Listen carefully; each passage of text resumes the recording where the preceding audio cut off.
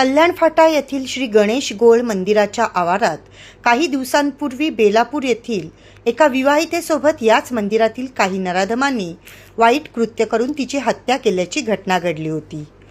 ही घटना अत्यंत क्लेशदायक असून या घटनेच्या पार्श्वभूमीवर बुधवारी 17 जुलै रोजी सायंकाळी कोपरखेणे गावातील शेकडो ग्रामस्थांनी एकत्रित येऊन कॅन्डल मार्च रॅली काढून घटनेचा निषेध केला। बेलापूर गावातील अक्षता म्हात्रे आगासकर हिचा तिच्या सासरच्या लोकांकडून गेल्या 6 वर्षापासून शारीरिक आणि मानसिक छळवाद सुरू होता, असे पीडित कुटुंबियांचे म्हणणे आहे। त्यामुळे त्यांच्या सततच्या जाचाला कंटाळून 3 वर्षाच्या बाळाला घरी सोडून तिने घर सोडले। कौटुंबिक रागाच्या भरात तिने मनशांतीसाठी कल्याण फाटानजीक असलेल्या गणेश घोळ मंदिर गाठले। त्यानंतर तिच्या एकटेपणाचा गैरफायदा घेऊन काही नराधमांनी तिच्यावर अत्याचार करून तिची हत्या केली। त्यामुळे खुनाचा हा खटला जलदगती न्यायालयात चालवून अक्षता म्हात्रेच्या मृत्यूस कारणीभूत ठरत असलेल्या तिचा नवरा कुणाल म्हात्रे, सासू मंदा म्हात्रे आणि नणंद दीपमाला कडू यांच्या विरोधात गुन्हा दाखल करून सर्व आरोपींना कठोर शिक्षा व्हावी या प्रमुख मागणीसाठी बुधवारी 17 जुलै रोजी सायंकाळी संपूर्ण कोपरखेणे गावातून शेकडो ग्रामस्थांनी उत्स्फूर्तपणे मेणबत्त्या पेटवून कॅन्डल मार्च रॅली काढून या दुर्दैवी घटनेचा जाहीर निषेध केला। 2 दिवसांपूर्वी मनसेचे आमदार राजू पाटील यांनी शीळ डायघर पोलीस ठाण्याचे वरिष्ठ पोलीस निरीक्षक संदीपान शिंदे यांची भेट घेऊन कारवाईची मागणी केली आहे। दरम्यान गुरुवारी कोपरखेणे गावचे माजी नगरसेवक शिवराम पाटील यांनी मुख्यमंत्री एकनाथ शिंदे यांची भेट घेऊन अक्षताच्या मृत्यूप्रकरणी आरोपींना फाशीची शिक्षा व्हावी तसेच हा खटला जलदगती न्यायालयात चालवावा अशी मागणी केली आहे। या प्रकरणी शिवराम पाटील ठाण्याचे पोलीस आयुक्त आशुतोष डुंबरे यांची भेट घेणार आहेत। दुर्दैवी घटनेच्या निषेधार्थ शुक्रवारी 19 जुलै रोजी नवी मुंबईकरांच्या वतीने NRI पोलीस ठाण्यावर जन आक्रोश आंदोलनाचे आयोजन करण्यात आले होते। मात्र नवी मुंबई पोलीस आयुक्तांनी पीडित कुटुंबीय आणि शिष्टमंडळ यांच्यासोबत सकारात्मक चर्चा केली। त्यामुळे शुक्रवारचे आंदोलन स्थगित करण्यात आले। दरम्यान अक्षता म्हात्रे हिचा नवरा कुणाल म्हात्रे आणि सासू मंदा म्हात्रे यांना पोलिसांनी ताब्यात घेतले असून नणंद दीपमाला कडू हिचा शोध घेत आहेत। मानवीयतेला काळिमा अशी असलेली ही घटना आहे। म्हणजे हा फक्त एका कुटुंबाचा किंवा जातीचा विषय नाही आहे, सगळ्या मानवजातीवरती ही एक प्रकारची फार चुकीची आणि निंदनीय घटना घडलेली आहे। आणि या संदर्भात दाद मागायला, न्याय मागायला आज आगसकर कुटुंबीय आणि कोपरखेणे ग्रामस्थ आज त्यांनी सन्माननीय पोलीस आयुक्त यांची भेट घेतलेली आहे। प्रमुख 3 मागण्या या भेटीच्या दरम्यान तिथे सांगण्यात आलेल्या आहेत। पहिली मागणी जी करण्यात आलेली आहे ती मागणी आहे की ज्या नराधम पुजाऱ्यांनी तिच्यावरती जो काही अमानवीय आणि पाशवीय अत्याचार करून तिची जी निर्घुण हत्या केलेली आहे त्या नराधमांना, त्या पुजाऱ्यांना अजिबात कुठल्याही पद्धतीची ढिलाई होता कामा नये।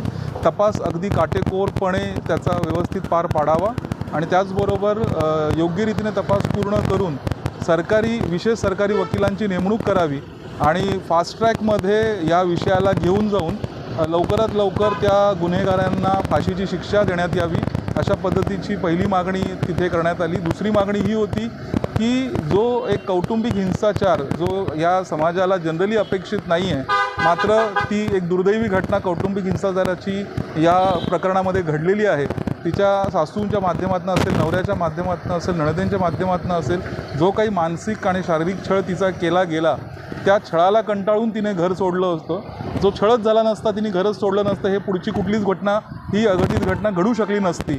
म्हणून तिच्या या मृत्यूला कारणीभूत तिचे सासरचेही लोक आहेत।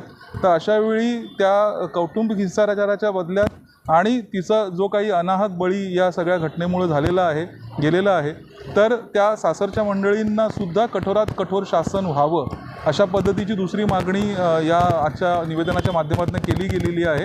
त्याचबरोबर ज्यावेळी तिची मिसिंग कंप्लेंट किंवा ती हरवल्याची जेव्हा तक्रार नोंदवायसाठी पोलीस स्टेशन NRI पोलीस स्टेशनला गेले होते कुटुंबीय, त्यावेळी तिथल्या ज्या महिला उपनिरीक्षक होत्या त्यांनी फार गैरवर्तणूक या कुटुंबियांबरोबर केली. उलट त्यांनाच उलटसुलट धमकावण्याचे प्रयत्न यावेळी केले गेले आणि त्यामुळे तक्रार नोंदवण्यात दिरंगाई झाली आणि त्यामुळे ह्या पुढच्या गोष्टी घडल्या. म्हणजे कुठेतरी अक्षताच्या मृत्यूला त्या पोलीस उपनिरीक्षक ज्या आहेत मीना वराडी त्यासुद्धा कारणीभूत आहेत.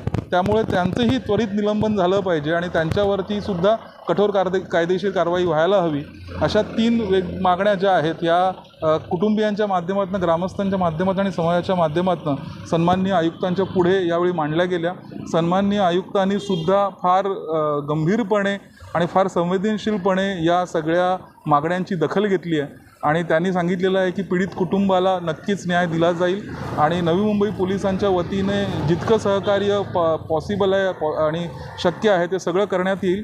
वरून त्यांनी ठाणे पोलीस आयुक्तालयाशीही पाठपुरावा करण्याचं आश्वासन दिलेलं आहे. या दोन्ही गुन्ह्याचा तपास अतिशय व्यवस्थित चालू आहे.